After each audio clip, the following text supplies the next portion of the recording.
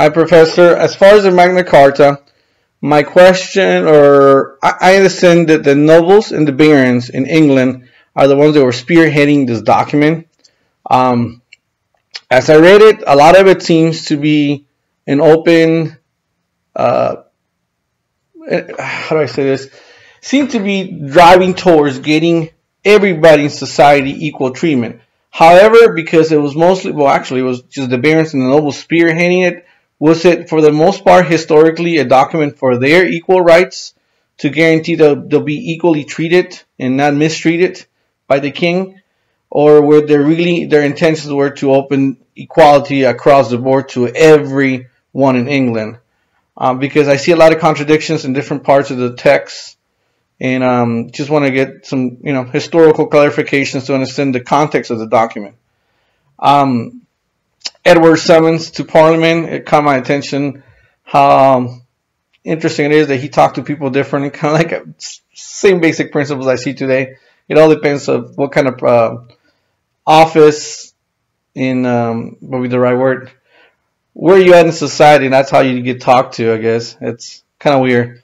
Anyway, let's see. As far as the schooling, the other documents that we saw, the European universities, and then Islamic education in the 13th century, it really caught my attention how much of it is similar today.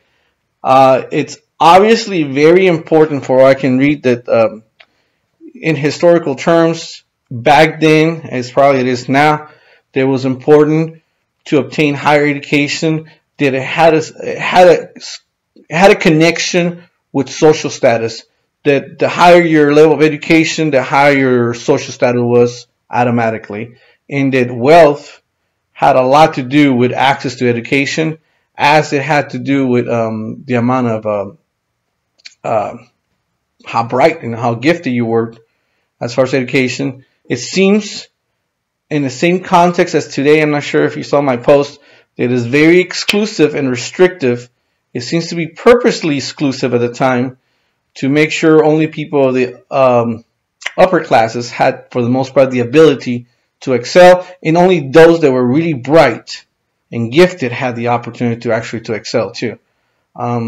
Things have changed a lot, I guess, today, but I just see a certain pattern there where, higher education seems to be not easily achievable. I mean, the government can pretty much, I guess some governments around the world have free education across the board for anyone who wants to study, while our system, as similar to the time, we only get free education after 12th grade, and from that point on, is really a matter of either you get scholarships, you have the money because of family, or you incur a lot of debt, one of the two. So I'm not sure if there's any connection there, or maybe I'm just seeing monkeys where there's none.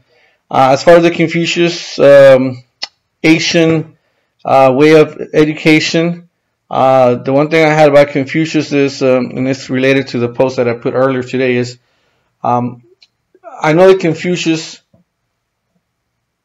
influenced Chinese history with his writings, but was himself influenced by the culture of the time, or were his ideas original? And what I'm trying to say, hopefully it makes sense, is was his writing an extension of Chinese culture during his lifetime? Or were his writings radically original for what was going on in the culture at the time? Kind of like Greek writings of Aristotle. Some of their ideas were just completely off the charts, but some of their ideas also were part of what was going on in Greek culture, so they just kind of reiterated and rephrased what people already believed. That makes sense. So I just kind of curious there. Just kind of caught my attention that one thing. It seems that our school system is a combination of all these institutions today. I mean, we're trying to borrow and use the best ideas of both Islamic and European and Asian institutions. This codes that we're talking about, I think it was Sushi's proposals for school behavior, if I'm wrong.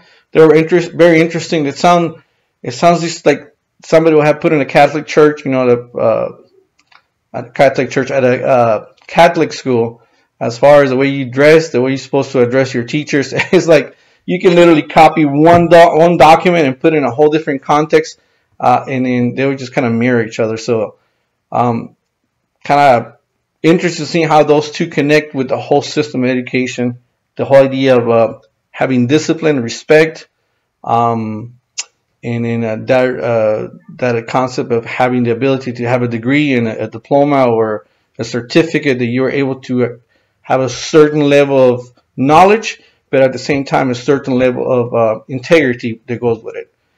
Something that I think we don't have in our current education system, which is we do have the knowledge, but it doesn't necessarily mean that you're a person of high integrity. And that's my post. I'm not sure if it'll make sense, but thank you for your time.